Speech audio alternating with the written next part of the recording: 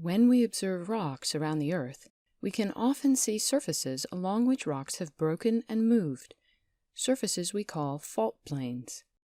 Or we can see layers of rock that have folded. What kind of pressures cause these faults and folds? Why? Where? And what causes one set of rocks to break and another to fold? In this video tutorial, we will explore the causes and consequences of pressure applied to rocks, a term known as stress. First, let's examine more closely the three types of pressure or stress that can be applied to a rock: compression, tension, and shear. When rocks are compressed, they are squeezed. Compression happens at convergent plate boundaries, where plates are pushed toward each other, and the crust and plates get thicker. When rocks undergo tension, they are pulled apart. Tension happens at divergent plate boundaries, where plates spread apart, and the crust and plates get thinner. When rocks are sheared, they experience what happens when you push on the top of a deck of cards while friction holds the bottom. One side moves in one direction, while the other side remains fixed or moves in the opposite direction. Shear happens at transform plate boundaries, where plates slide past one another. Review the plate tectonics video tutorials for more information on plate movements and boundaries. All of these different types of stresses will eventually lead to changes in the shape or form of a rock, a process known as deformation, deforming. Rocks that are undergoing deformation are experiencing strain. In some cases, strain, or deformation of a rock, leads to breaking the rock, which we call brittle deformation. In some cases, strain or deformation leads to a rock bending or folding, which we call ductile or plastic deformation. And in some cases, strain or deformation of a rock isn't permanent. When the stress is eventually released, the rocks go back to their original shape. We call that type of strain or deformation elastic deformation. Here I will demonstrate all three types of deformation with a wood skewer. Apply some pressure, deform the skewer, release the pressure, and the skewer returns to its original shape. Elastic deformation. Apply some pressure, deform the skewer, release the pressure, and it's permanently bent. That's plastic deformation. Apply some pressure and break the skewer, brittle deformation. How did we get one type of deformation over the other? Let's return to the skewer. To get elastic deformation, we have to apply only a very little pressure. Too much and it will break or permanently bend. Each substance or rock has its own elastic limit, the amount of pressure that, if reached, means the deformation will be permanent. There is another limit, the yield point of the rock. The yield point is the amount of pressure required to cause a rock to break. It, of course, will depend on the rock material and its strength. Now, how about plastic versus brittle? As you can see in my demonstration, breaking the skewer happens when the stress is applied quickly. The bending required that pressure be applied slowly over a long period of time. In addition, if I use my fingers to warm up the skewer, it's more likely to deform plastically. Colder rocks and materials are more likely to break. Warmer ones bend or fold. Applying these principles, where would we normally expect to see each deformation happening on our planet? Let's go to the plate boundaries, where we have stresses applied daily. At the surface of the plate boundary, rocks are cool. As we descend below the surface, rocks get warmer. So we're most likely to see brittle deformation at the surface and plastic deformation at depth.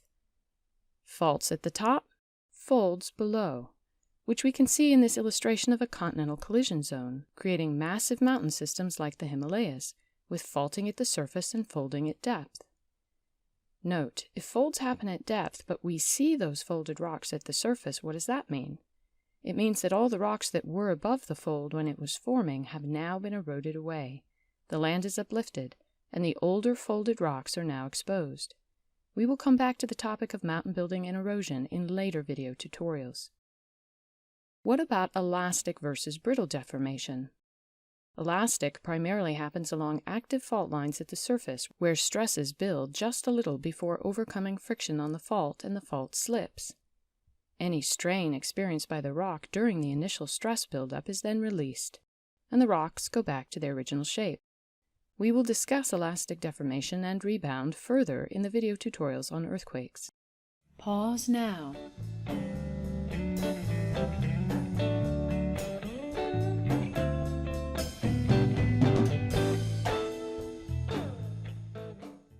For the rest of this video, we will explore the different types of faults and folds created by the different types of stresses that can be applied to rocks.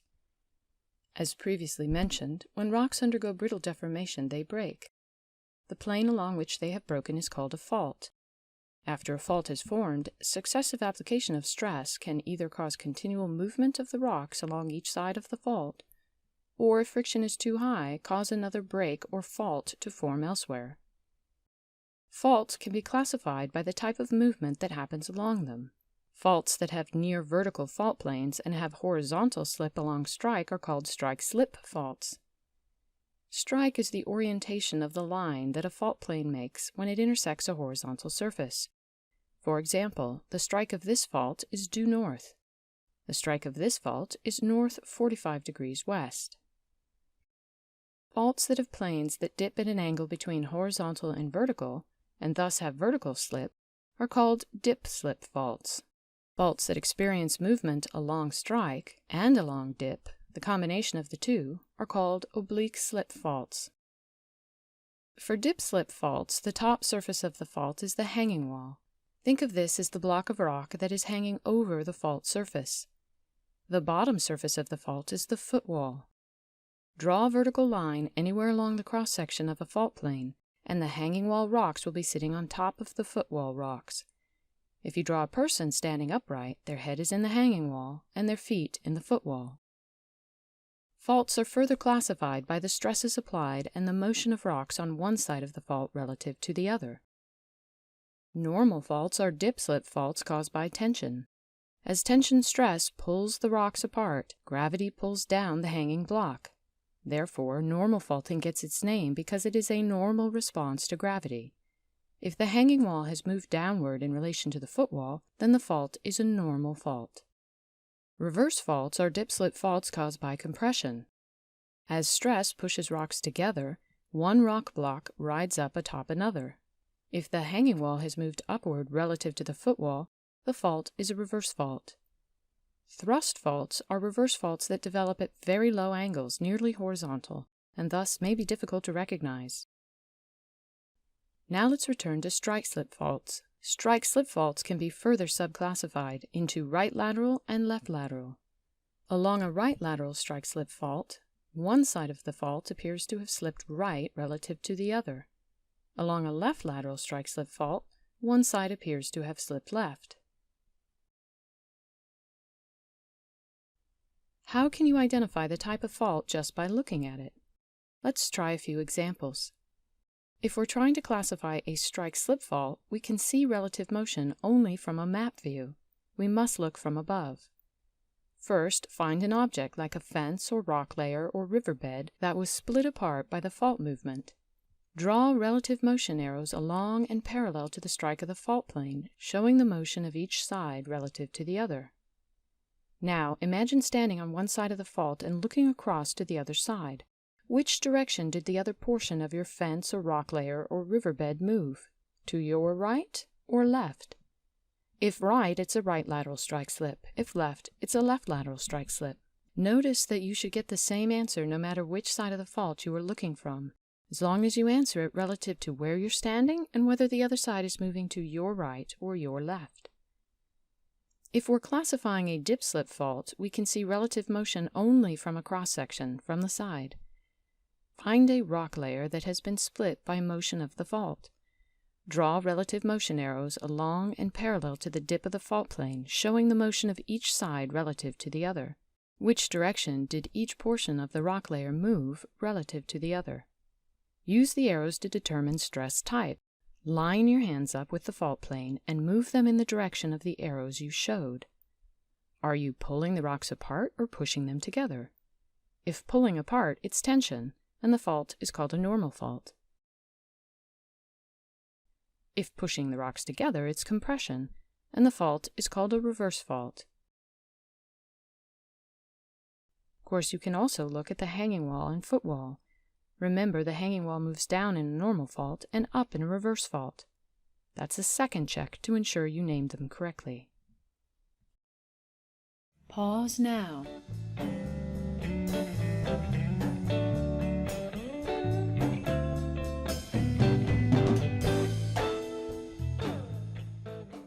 Now let's move on to folds.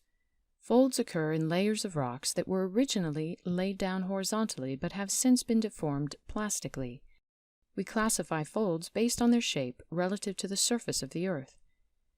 To classify these folds correctly, we have to see the fold from the surface and from the side, both a map view and a cross-sectional view. To see both of those in the same picture, we call it an oblique view.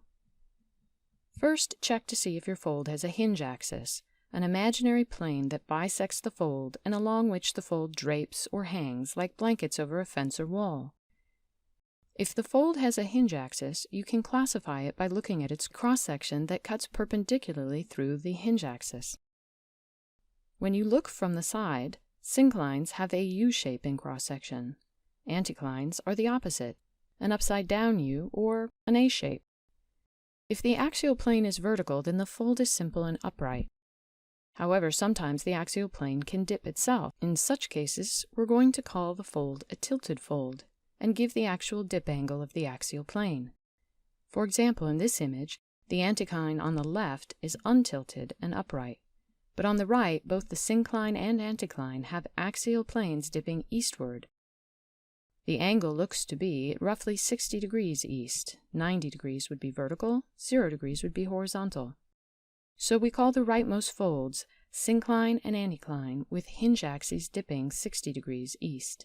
The direction east is the direction water would run along the surface towards the east if it ran down the surface of the hinge axis.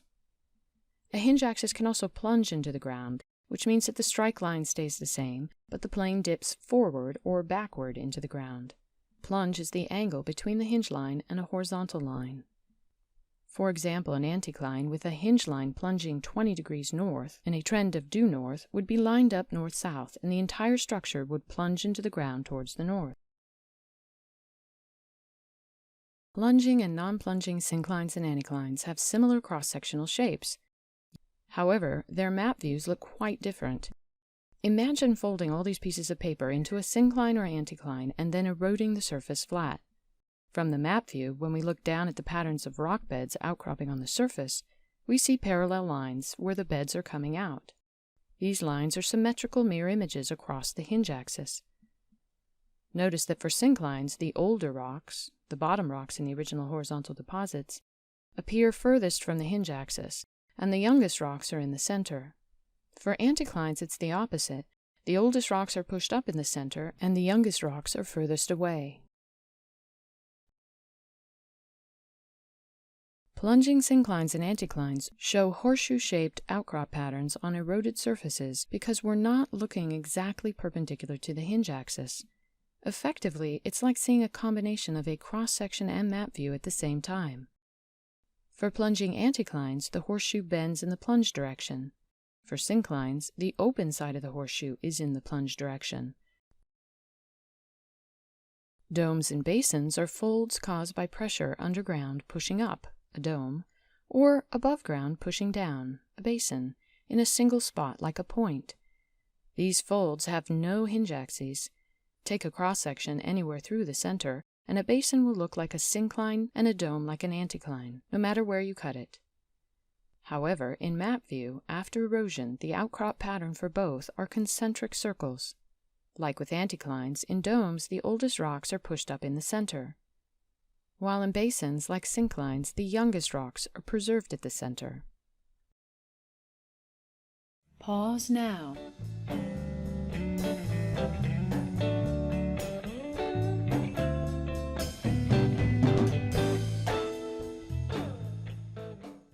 So why does all this matter?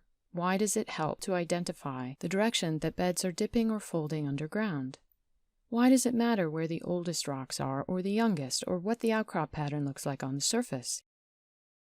Well, what if we're looking for mineral resources, or water resources, or we're simply trying to build our houses or our communities on rocks and trying to see what type of fault movements might be happening, where the faults are, and where the folds are, where the beds that might be the strongest for building appear again in the neighborhoods. It's for that reason that we use the rocks that appear on the surface. We study them, we measure their dip, and based on the direction that the beds are dipping and the outcrop patterns, we can piece together a three-dimensional image of what's happening in the crust. Geologists use these 3D images to answer all kinds of questions and search for all kinds of resources. For more information about gathering the strikes and the dips and building the maps that tell us what's happening underground, continue on to the next video tutorial in this series.